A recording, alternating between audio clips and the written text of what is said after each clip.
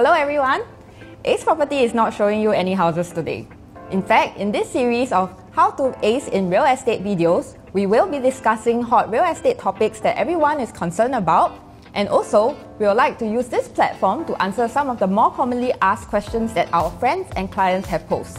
Some of my clients were telling me that they want to wait for the property prices to drop first before they enter the market.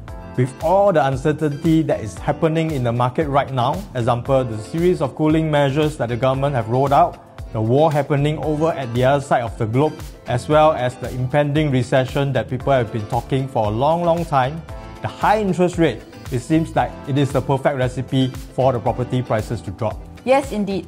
The general market sentiment is what you have described, and this is why we are here to discuss if property prices will come down. In order to answer this question, we have to understand fundamentally how property is being priced. There are three main components of cost. Component 1, land price. Land can be acquired mainly through two avenues. Number 1, government land sales, where developer bid for the land that is on sale. Number 2, en bloc of existing projects through collective sale.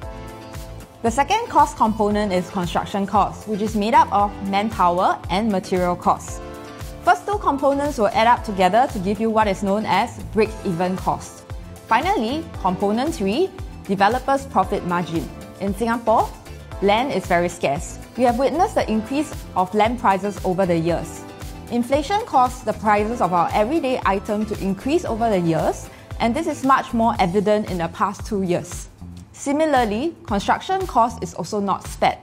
Even if we were to assume that developers hold their profit margin to be constant, the increase in land price and construction costs would then already increase the prices that property will be priced at. As a result, we are seeing the increase in prices of properties over the years. Before we continue to the second part of the video discussing Singapore's private property trend, may I invite you to subscribe to our channel and hit the like button if you like what you're watching so far. Without further ado, let's continue with the rest of the content. After understanding the fundamentals of how the properties are being priced, let us have a look at the trend of the Singapore Property Price Index. This graph is showing the private property price index across 20 years, from a period of 2003 to 2023. The first general observation is that the property market is cyclical. There are ups and downs. The important question to ask is what caused the dip in 2008 as well as in 2013, and in 2024 will the prices be expecting a drop. Let us take a closer look at what happened in year 2008 and also the environment back then. From 2005 till 2009, buyers will only need to pay 10% down payment for the purchase of any property. 90% is leveraged from the bank. And in 2009 as well, you can also buy a property today and sell it off immediately the next day.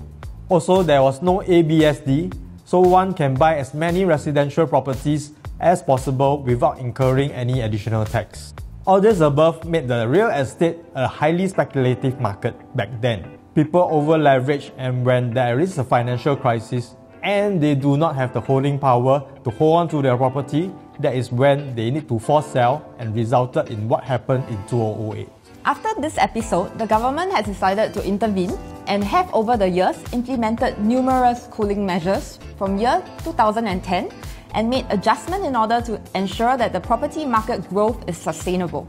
Fast forward to year 2018, in terms of loan-to-value ratio, owning a residential property now would require you to have 25% upfront cash for down payment, and if you have an existing housing loan, and if you like to invest in another residential property, you will need to have 55% upfront cash as down payment, as bank will only loan you 45% of the purchase price.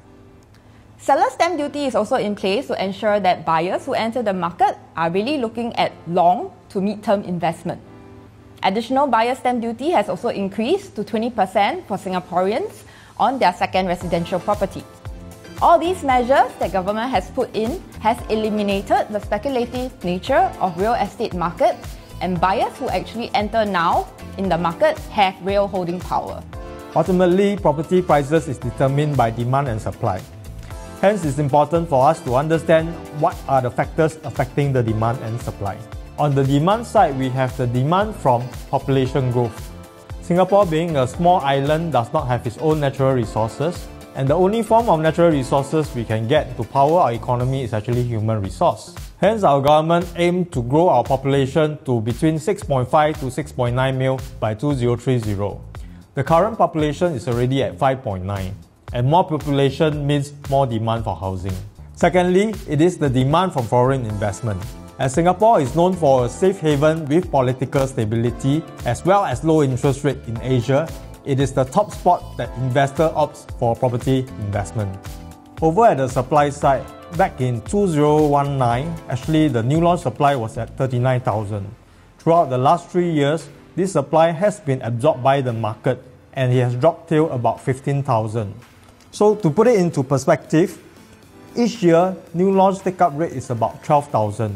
So now actually the market is having a shortage of supply, back till end of last year.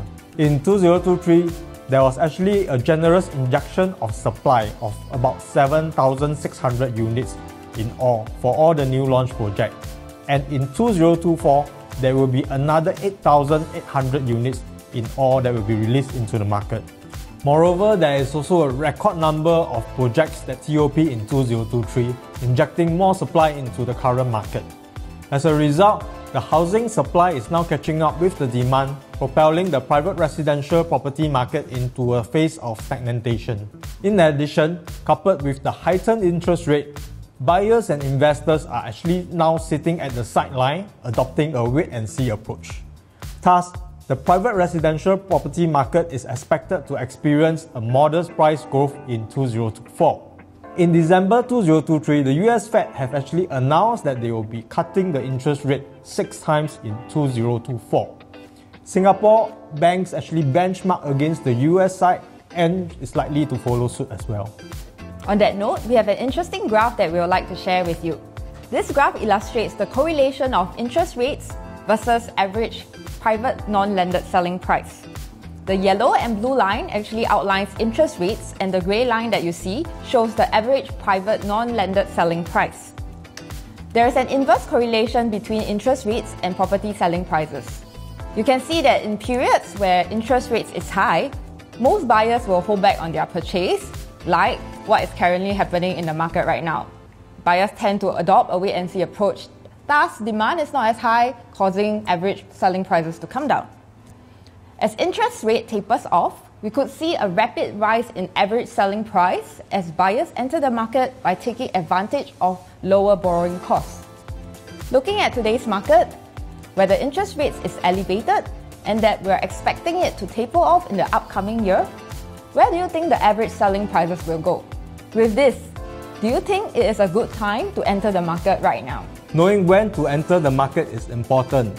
However, picking the right property with the right attributes is also crucial as well. Be it for own stay or investment, we have the relevant ACE property checklist on how to select the winning resale and new launch property. We are happy to share with you. Just PM us. With this, we will see you in our next episode of How to Ace in Real Estate. Goodbye!